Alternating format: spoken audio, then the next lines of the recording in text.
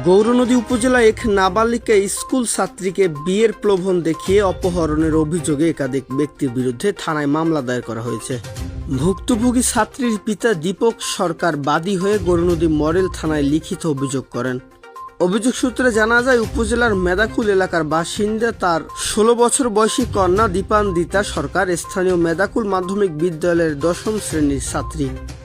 একই বিদ্যালয়ের শিক্ষার্থী রিতাস এর সঙ্গে পরিচয়ের সূত্র ধরে এক পর্যায়ে তাদের মধ্যে প্রেমের সম্পর্ক গড়ে ওঠে।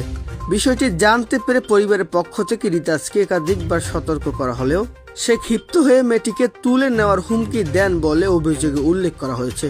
ভুক্তভোগীর পরিবারের দাবি, গত 23 মার্চ বিকেল আনুমানিক 5টার দিকে মেদাকুল এলাকার ভুইয়া বাড়ির সামনের রাস্তা থেকে পূর্ব পরিকল্পিতভাবে ওত পেতে থাকা রিতাস ও তার সহযোগীরা বিয়ের প্রলোভন দেখিয়ে একটি অজ্ঞাতনামা সিএনজি যোগে দীপান্বিতাকে অপহরণ করে নিয়ে যান।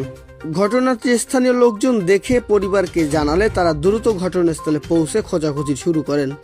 পরবর্তীতে সম্ভাব্য বিভিন্ন স্থানে অনুসন্ধান চালিয়েও মেয়ের কোনো সন্ধান না পেয়ে স্থানীয় স্বজন ও স্থানীয় গণ্যমান্য ব্যক্তিদের সঙ্গে আলোচনা শেষে থানায় অভিযোগ দায়ের করেন ভুক্তভোগী পিতা।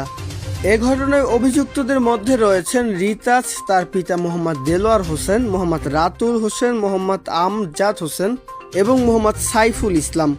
ভুক্তভোগীর পরিবার অভিযোগ করে জানান, তারা সংখ্যালঘু হওয়ায় অভিযুক্তদের পক্ষ থেকে বিভিন্ন ধরনের ভয়ভীতি ও হুমকি দেওয়া হচ্ছে বলেও দাবি রয়েছে তাদের। এ বিষয়ে গৌরনদী মডেল থানার সংশ্লিষ্ট কর্মকর্তা জানান, অভিযোগটি গুরুত্বের সঙ্গে গ্রহণ করা হয়েছে। ভুক্তভোগীকে উদ্ধারে আইন শৃঙ্খলা বাহিনীর অভিযান অব্যাহত রয়েছে এবং অভিযুক্তদের আইনের আওতায় আনতে প্রয়োজনীয় ব্যবস্থা গ্রহণ করা হচ্ছে। সাকিবুল্লাহ বিলাল, ভোরের ঠিকানা, নিউজ ডেস্ক।